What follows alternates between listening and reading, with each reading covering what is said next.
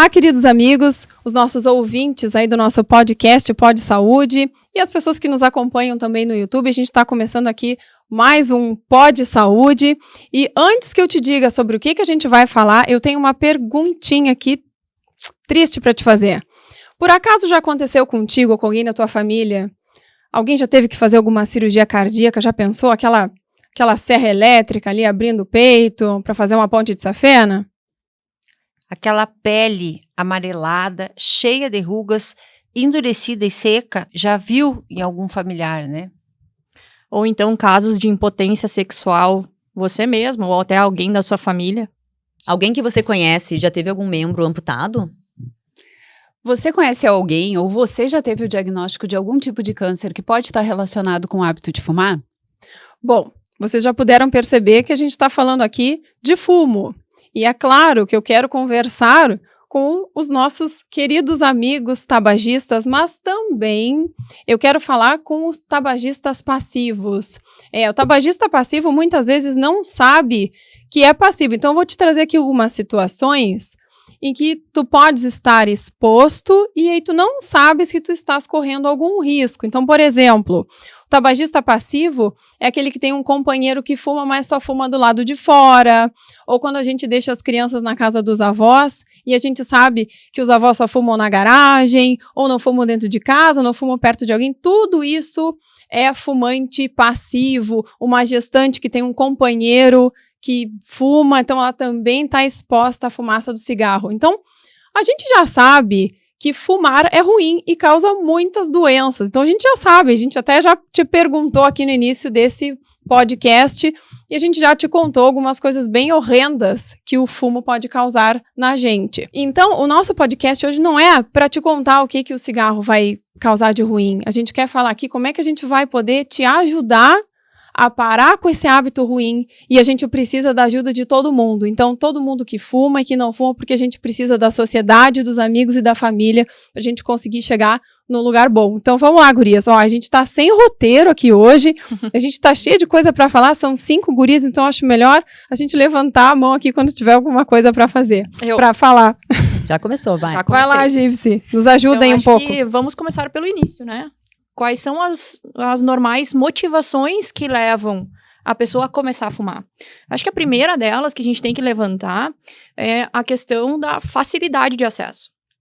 Quem nunca viu uma propaganda de cigarro lá da década de 70, por exemplo, né? Onde... Dá pra falar marca, não? Dá. Dá. Onde a sinal de fumar Marlboro era sinal de liberdade, de rebeldia. Então tinha aquele cowboy lindo, maravilhoso, másculo, né, fumando, ou se não, em cima de uma moto.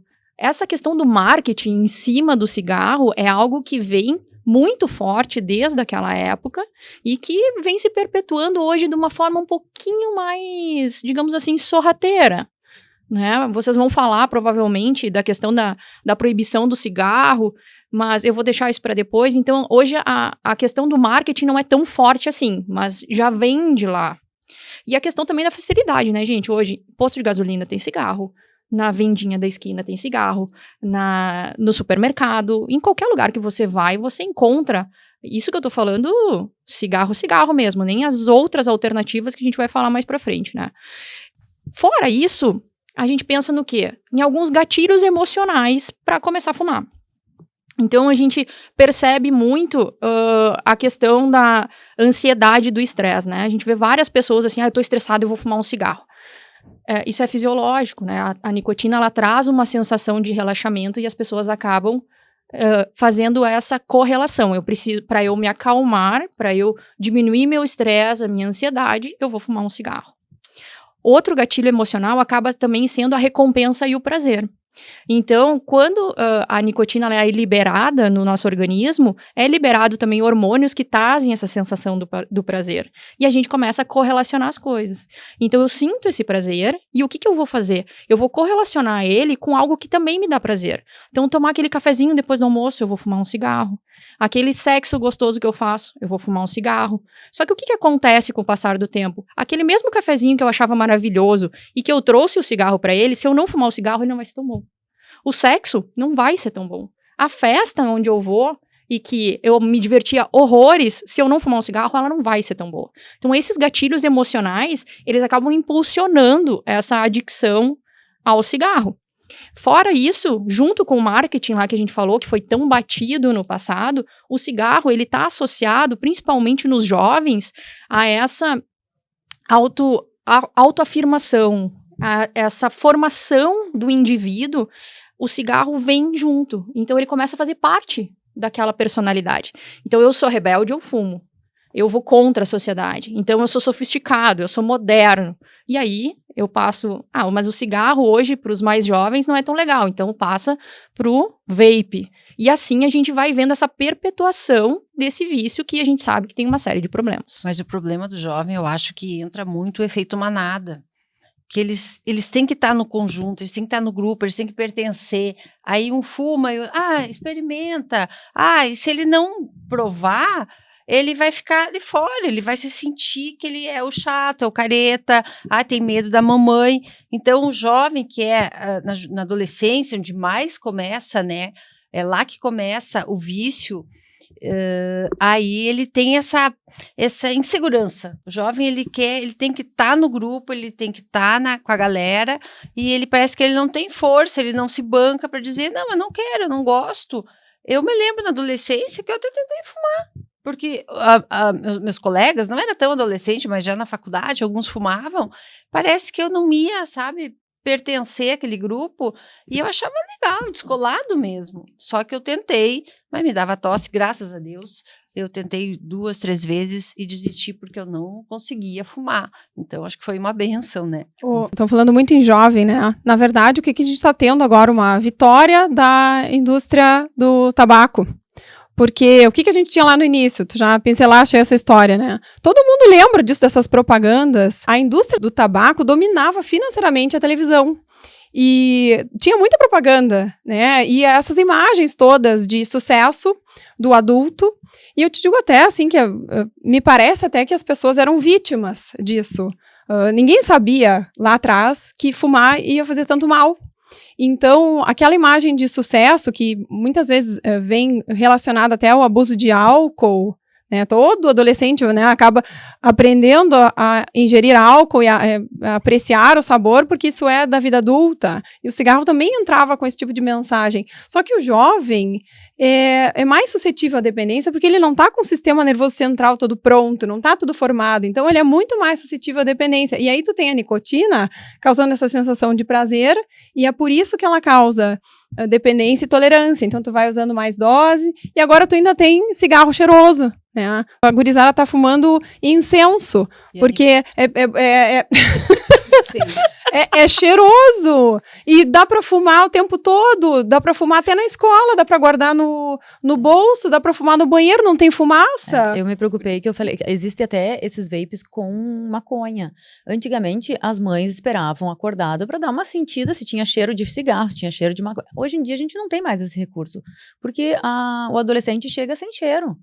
Então, para fumar embaixo da coberta, para fumar no banheiro de casa, tu não vai ficar nem sabendo, porque parece que é um incenso, exatamente. Eu comentei antes com vocês o quanto é chocante que a minha filha, por exemplo, tem 14 anos, e relatou, eu comentando com ela sobre o nosso episódio aqui, ela relatou que a maioria das amigas dela usam o vape com frequência nas festas. E é apavorante, é 14 anos. Pesquisas mostraram ali que de 14 a 25 anos são quem mais utiliza esses cigarros eletrônicos. E que idade eles estão, que maturidade eles têm, né? Isso aumenta de 3 a 4 vezes o consumo de cigarro após experimentar o vape. Então, tu vai acabar sendo viciado depois, porque depois a gente já viu aqui, vai falar depois, durante esse episódio, o quanto difícil é de abandonar esse vício. Existem alguns dados que eu desconhecia, mas assim, no final dos anos 90, início dos anos 2000, o Brasil era um exemplo de baixo índice de tabagismo, tá? Muitas pessoas, então isso é mais ou menos a nossa geração, tá? O pessoal um pouquinho mais velho, um pouquinho mais jovem, começou a abandonar porque não era mais tão interessante, tão legal, não tinha mais aquela propaganda. E de uns anos para cá, o que aconteceu? A indústria, tá? Formou, né, produziu um cigarro eletrônico, que tem um glamour muito maior, que é cheiroso, que é isso, é aquilo. O pessoal vai pra festinha, pode fumar embaixo da coberta, pode fumar no banheiro, ninguém vai sentir um cheiro desagradável. E esses números aumentaram drasticamente. E, inclusive, tu falou 14 anos, né? Uma parcela grande desses adolescentes, eles iniciam antes dos 13 anos.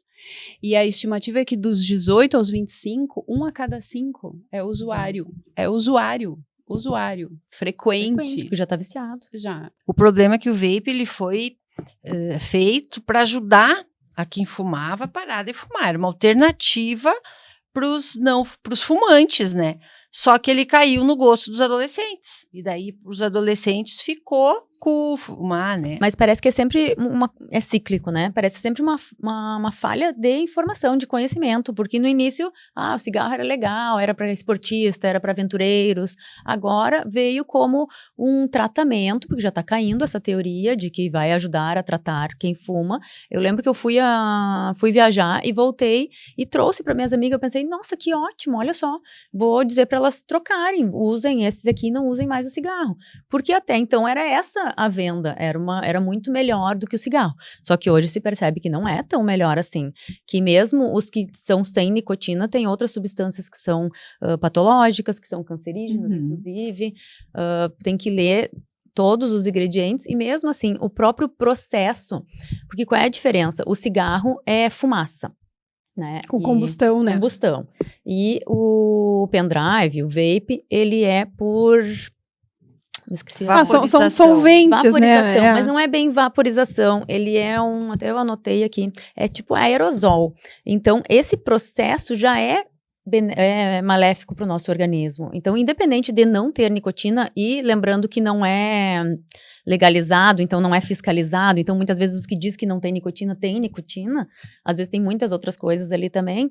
Então, mesmo os que dizem que não tem nicotina, vai ter outras substâncias e só pelo processo do aerosol já vai prejudicar a saúde. Tu sabe, eles colocam um sal de nicotina, tá? E eu vi um estudo, agora eu não lembro se é no INCOR ou na USP, tá? Eu vi uma cardiologista falando que eles identificam na urina de adolescentes entre 16 e 20 e poucos anos uma quantidade enorme de metabólitos de nicotina, como se fosse um adulto fumante de uma carteira de cigarros por dia. Então, assim, tem muita nicotina, tem aquele, eu acho que é polipropileno, né, que parece que essa substância ela existe em alguns alimentos, mas isso nunca tinha sido utilizado sob a forma de gás. Exato, né? Tu tem alguns alimentos, né? E ela é aprovada para isso, e quando formaram o cigarro eletrônico, pensaram nisso, eles usaram essa substância para conduzir a nicotina, por exemplo, só que é inalada, e nunca ninguém tinha estudado, ninguém sabe como funciona isso no organismo, né?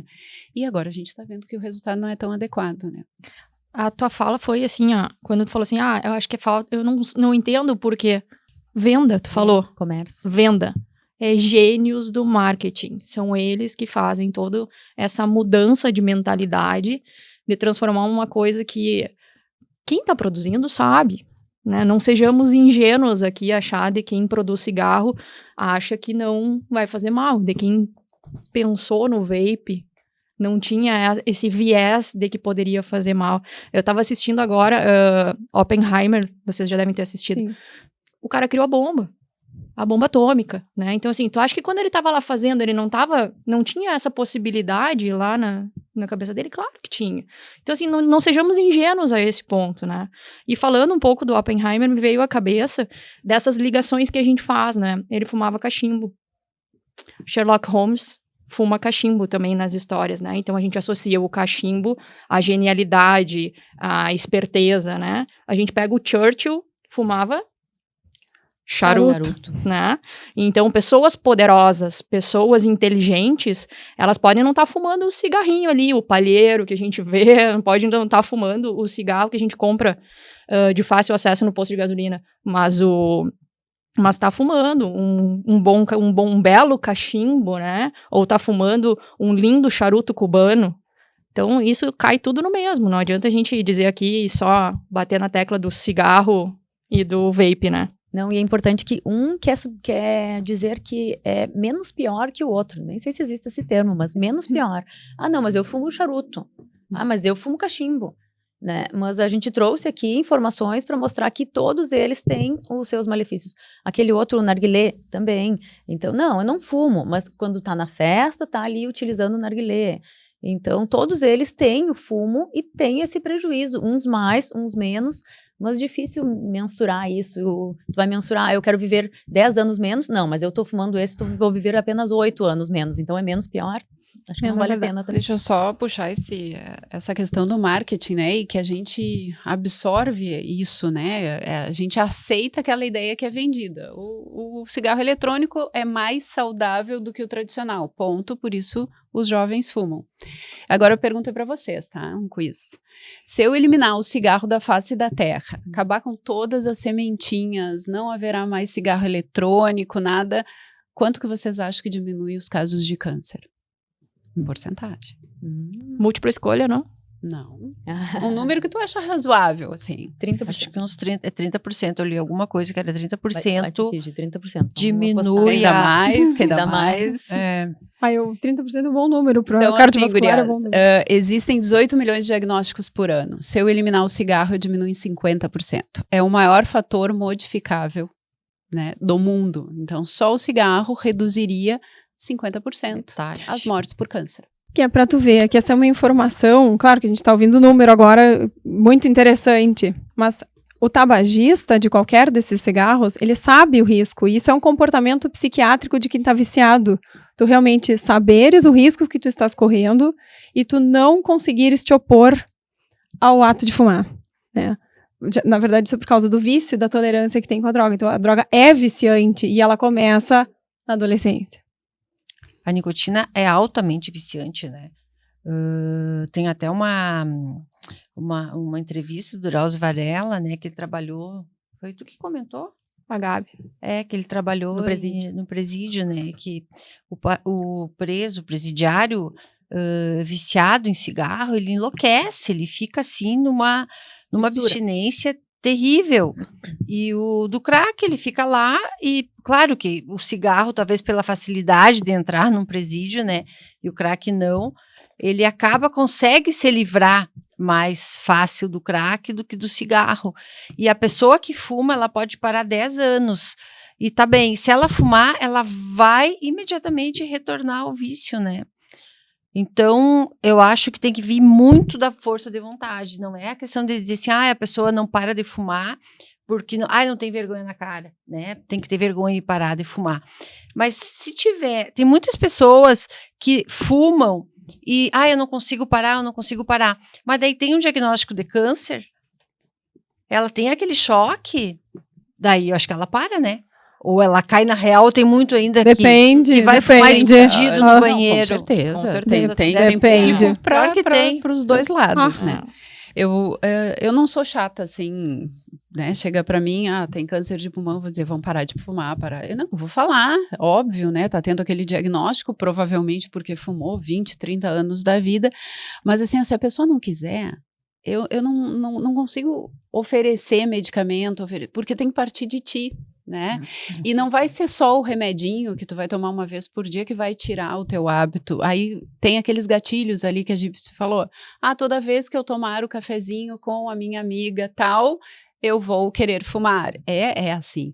Então, tu tem que afastar daqueles momentos que o cigarro te traz um prazer. Infelizmente, tu tem que substituir aquele hábito do cigarro por um outro hábito. Por exemplo, a atividade física, ou tem uma criança em casa, sabe? Tu quer saúde para o teu filho, tu não vai fumar dentro de casa, tu não vai querer chegar com aquele... Então, tu vai ter que trocar, mas essa mudança tem que partir do interior, não do exterior, não do médico falando. À vontade, né? O vício do cigarro é muito semelhante a uma compulsão alimentar, por exemplo. Então, ninguém tem a compulsão alimentar porque quer, né? E ninguém tá fumando e de repente quer parar, mas não consegue. Não é porque ele não quer que ele não consegue parar. E as pessoas querem descobrir uma fórmula mágica. A gente até dá algumas pinceladas. De repente, foge desse gatilho, tenta se agarrar a alguma coisa. Mas para te entender e conseguir ajudar essa pessoa, é importante entender a história por trás disso. a história por trás daquele vício. Começou a fumar por quê? O que isso desperta em ti? Em que momento que isso acontece mais frequente? É a mesma coisa na alimentação, a gente precisa ir pelas beiradas, conhecendo aquela pessoa por trás daquele vício, para daí sim tu conseguir ajudar especificamente aquele caso, porque não vai ser igual para cada um. Claro, muitas vezes pode um vício substituir o outro, então que seja um vício bom.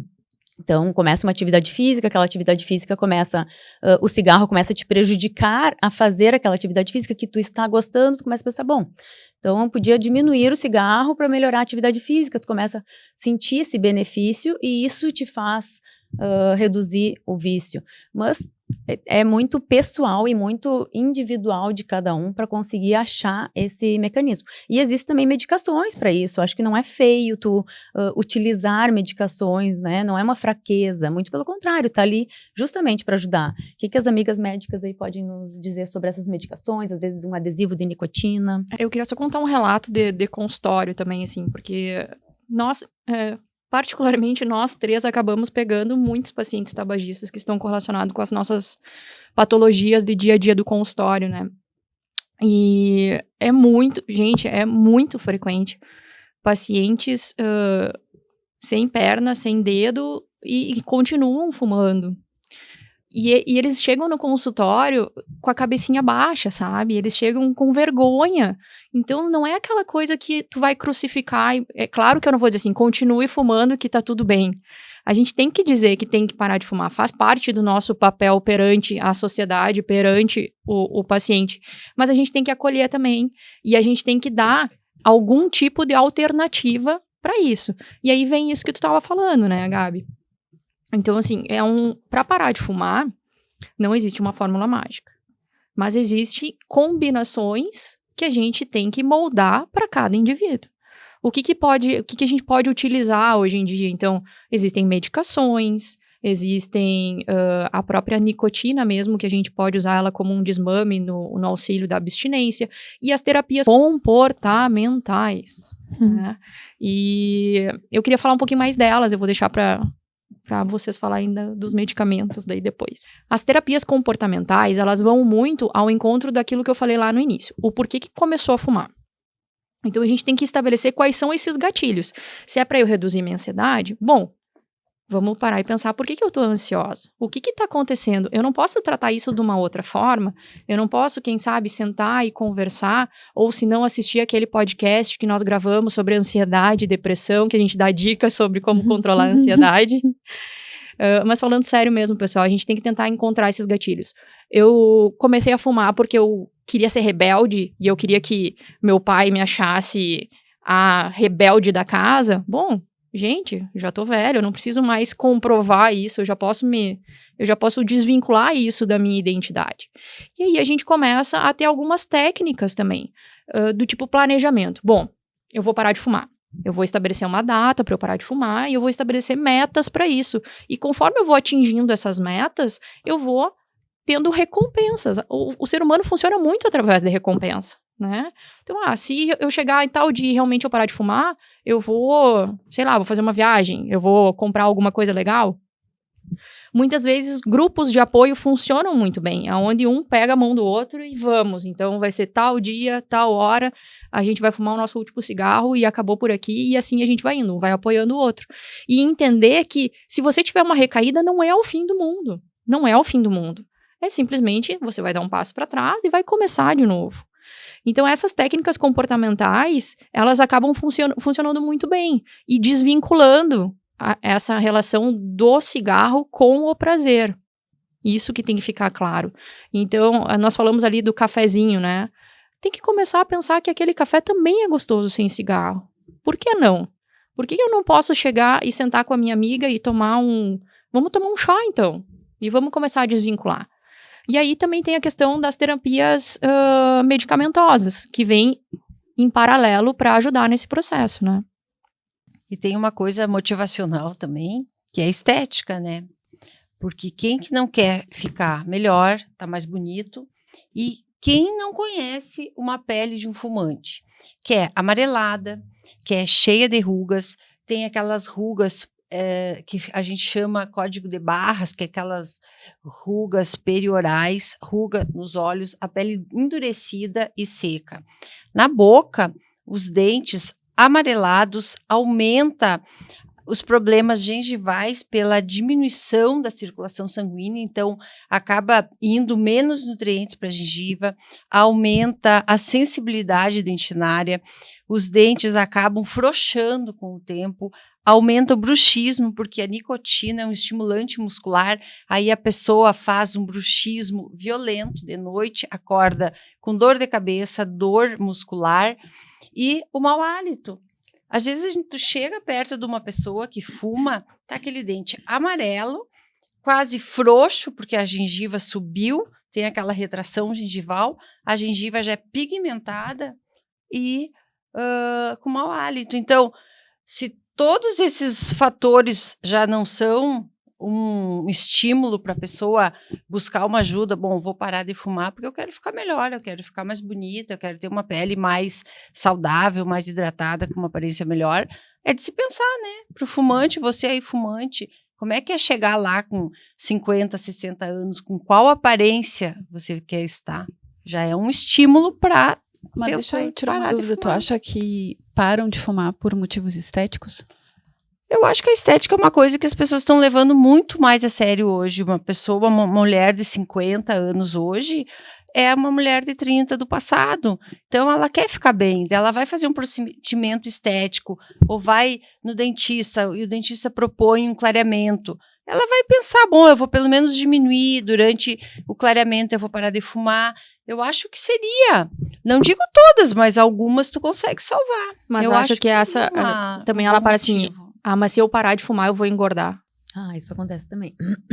E, na verdade, acontece, né? Mas eu acho que acontece por um motivo positivo.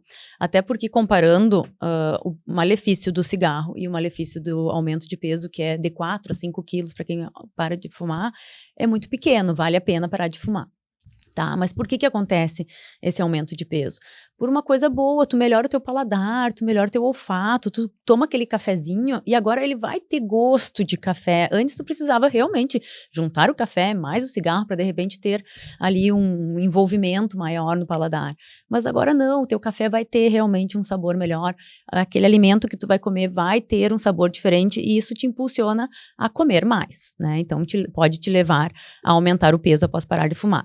Mas também a substituição de estímulo, de prazer, principalmente. Então, tu tinha prazer fumando, muitas pessoas têm prazer na alimentação e acabam substituindo isso. Até porque são atos orais. Então, tu leva o cigarro à boca, depois tu fica substituindo isso por outras coisas que seriam o alimento, né? Mas algumas coisas que a gente pode fazer para evitar isso seria chupar gelo, que ajuda também, uma água com um canudinho para ter esse movimento de sucção, escovar os dentes mais frequentes, que já ajuda ali na limpeza, água com limão para limpar as papilas gustativas, isso vai ajudar a esquecer um pouquinho aquele sabor que tu estava buscando da nicotina, por exemplo, e aliviar um pouquinho esse aumento de peso que pode acontecer, mas não é uma sentença também, então não precisa dizer, vou parar, não vou parar de fumar porque não quero aumentar de peso. Não, é possível parar de fumar e não aumentar de peso também. Acho que tem uma rede de apoio que pode colaborar com isso. Agora, eu fiquei pensando, tudo que a gente está falando aqui são formas, né, para a gente tentar abrandar a situação para tentar conseguir parar de fumar. Mas eu estou pensando aqui também que a gente precisa muito da rede de apoio.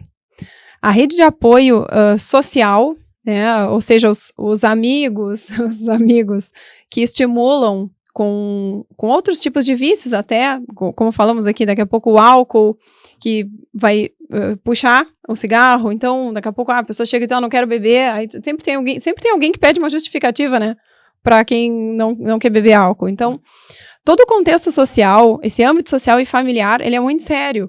E por que a gente quer justificar aqui que a presença dos outros é muito importante? Porque todos os outros estão em risco também. Quem está convivendo com o tabagista é tabagista passivo, como eu falei lá no início do podcast. E a gente sabe que o tabagista passivo tem um risco de até 3 vezes mais de ter, por exemplo, um câncer de pulmão do que ou me meti na tua área, do que um não fumante. Ah, com certeza. Então, a gente não deveria adotar uma postura do tipo, isso não é comigo, deveria partir dele. Porque muitas vezes é o companheiro, é o filho, são os pais, e a gente acaba deixando, mas são os pais, daqui a pouco tu leva o teu filho para passar uma tarde na casa da avó, para dormir na casa da avó.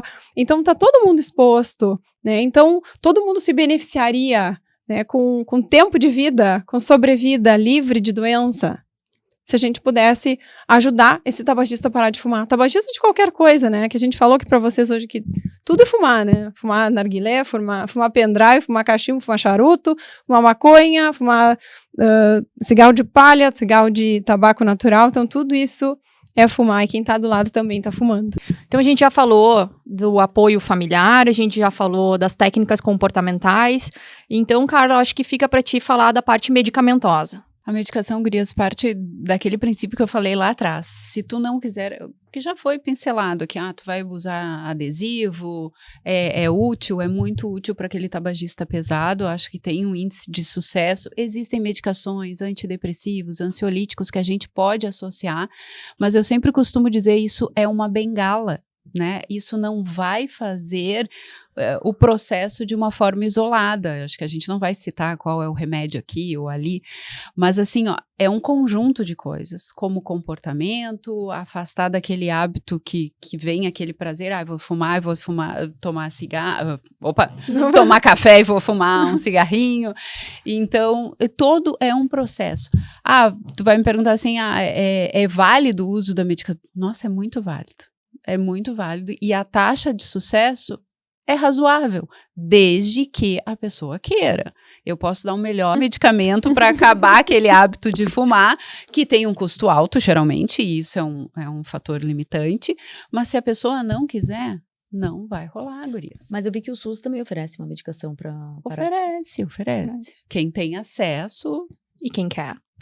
Quem quer. Não, mas é importante. Hoje aqui, até foi bom falar isso pelo SUS, né? Hoje no município de Cruz Alta tem rede de apoio, tem grupo anti-tabaco, em que eles fazem todo esse combinado, assim, né? Então essa terapia comportamental, essa questão de medicação, mas só vai quem realmente quer parar de fumar. E uma coisa que tu falou agora, Carla, a questão de... ter dinheiro para comprar a medicação e tudo mais, mas vamos falar, quanto que custa uma carteira de cigarro hoje? Ninguém para pensar se vai ter dinheiro para comprar o cigarro no final do mês, mas todo mundo para pensar se vai ter dinheiro para pagar o aluguel, a luz, a água, o remédio para parar de fumar, né?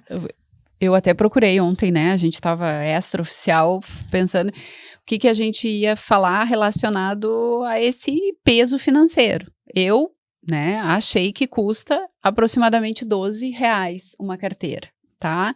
Pensando que tabagista fuma, em média, uma carteira por dia, 10 dias, R$120, R$360 no mês. Para quem tem uma renda familiar baixa, um salário mínimo, isso vai o quê? Quantos % do salário? Já conseguiu comprar um remédio. Já. Mas não rola dessa forma, né? O pensamento do fumante que está ali sofrendo, ele não consegue discernir isso. E olha só, 2 a 12 semanas, se a pessoa parar de fumar, já melhora a circulação e a função pulmonar. 1 a 9 meses já diminui a falta de ar e a tosse. De 5 a 15 anos, a pessoa parar de fumar, ela diminui o risco de AVC como uma pessoa que não tivesse fumado. E 10 anos, a taxa de mortalidade por câncer de pulmão é metade de um fumante. Então, pouco tempo, claro, já vai tendo benefício, né? A pessoa já consegue subir uma escada melhor, já consegue fazer uma atividade física sem sofrer. Quantas pessoas que são fumantes não conseguem uma corridinha, não conseguem caminhar rápido, subir um lance de escada, chega ali mal, né? Chega a dar a gente se sente mal do lado da pessoa, às vezes falando. E no Brasil a gente tem que elogiar isso, né? Que os restaurantes, essas leis que proíbem, que separam áreas para fumantes, para não fumantes, que na Europa não acontece muito isso, as pessoas fumam ainda muito lá nos lugares. Aqui foi um ganho, né? Então eu quero contar um caso que eu estava estudando para o nosso podcast e eu fui ler sobre isso e eu achei uma entrevista do Paulo Maluf, todo mundo conhece o Paulo Maluf, que está preso, mas ele teve esse insight lá, prisão domiciliar. Morreu. Que ele teve... Não morreu. Porque ele não fuma. Brincadeiras à parte. Mórbido. Lá em 1995 começou a levantar essa bandeira e ele, como representante público, né, político lá em São Paulo, trouxe essa questão da proibição de fumo dentro de locais fechados, que hoje para nós é a nossa realidade. Ninguém imagina quem nasceu depois disso, ninguém imagina o contrário, né? E ele tá numa mesa no programa Roda Viva e ele tá lá defendendo isso e os jornalistas estão caindo de pau em cima dele, que isso é um absurdo, que estão tolindo a liberdade, que nem esse tal de cinto de segurança, olha onde é que eu vou andar no carro todo amarrado e apertado. Então, porque se eu vou num restaurante, por que um garçom fumante, então, não pode me servir? Então, assim, gente, é algo assim que parece que é uma pegadinha, sabe? Parece história de outro mundo, assim. Hoje, em 2024, a gente escutar esse tipo de informação, né? E, graças a Deus, que essa lei pegou, que ela deveria funcionar melhor, porque hoje a gente estava conversando sobre isso lá no hospital até essa semana, que a gente vai começar uma campanha pesada, batendo em cima disso. Por quê? Porque a gente vê muito familiar fumando dentro do hospital, a gente vê muito paciente também fumando dentro do hospital. Muitas vezes o funcionário usa daquele tempo do intervalo. Então, assim, eu tenho um trabalho estressante, eu vou aproveitar o meu intervalo, eu vou ali fumar um cigarro rapidinho para dar uma relaxada. E isso acontece, e acontece em ambiente hospitalar, que deveria ser um ambiente limpo, livre de cigarro. Não sei se tu sabes, a minha mãe ficou internada 11 meses antes do falecimento dela. E ela ficou internada lá no São Vicente um tempo. E o quarto dela era no 2º andar. E todos os dias as pessoas saíam ali na porta e fumavam praticamente na janela dela. E aquilo era muito triste, eu achava uma falta de respeito. Porque aí a gente sabe que aquilo faz mal, né? Então não tem muito o que dizer, mas tu tocaste nesse assunto, isso me doeu. É muito triste. Mas eu acho que a tolerância a fumantes diminuiu um pouco, né? As pessoas já fazem uma cara de nojinho, assim, se tu tá num lugar e a pessoa tá fumando, ela sai, ela evita. Isso foi um lado bom, que eu acho que até os jovens já têm essa mentalidade de se retirar para fumar. Talvez agora, por conta do cigarro eletrônico, né? Isso acabe voltando, porque daí o cigarro eletrônico não tem cheiro, não afeta o meu vizinho, não afeta quem está do meu lado. Mas, por exemplo, tem países como a Nova Zelândia que liberaram o cigarro eletrônico. Lá eles comentam, tem estudos que mostram que teve uma diminuição do número de fumantes adultos. Então, isso tem o lado da liberação, que é bom, porque pelo menos sabe o que está dentro daquele cigarro eletrônico. No Brasil não é liberado, mas as pessoas compram no não oficial, e aí é muito pior, porque não sabe o que vem ali, vem a nicotina, vem outras coisas, né, outras drogas, metais pesados, partículas ultra finas que fazem muito mal para a saúde.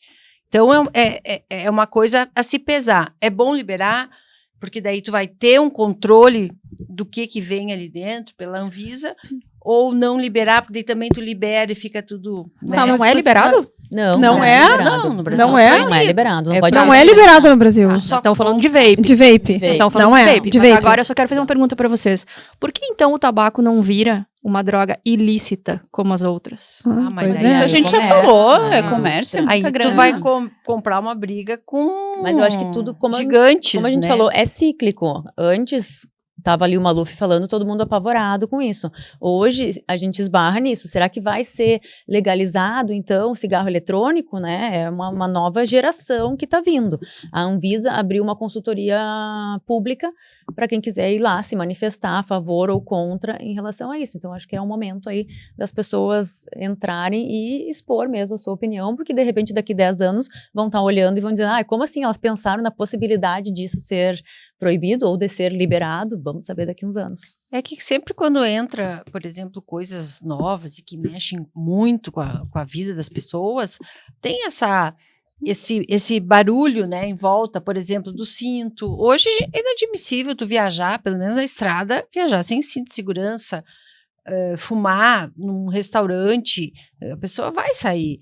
Então, sempre tem esse movimento dos contras, dos a favor, e eu acho que isso é uma amostra que a humanidade está evoluindo, né? Dá 2 passos para frente, às vezes 3 para trás, e assim vai, mas é uma evolução. Bom, pessoal, então aqui nesse nosso podcast, eu acho que algumas mensagens ficaram bem claras. Vocês têm mais alguma coisa a acrescentar, meninas? Queria perguntar pra Gypsy só, pode fazer mal parar de fumar de soco? Só se tu tomar um soco. A gente ensaiaram isso, tinha esquecido. Acho que as mensagens aqui ficaram muito claras. Todo mundo sabe que fumar faz mal.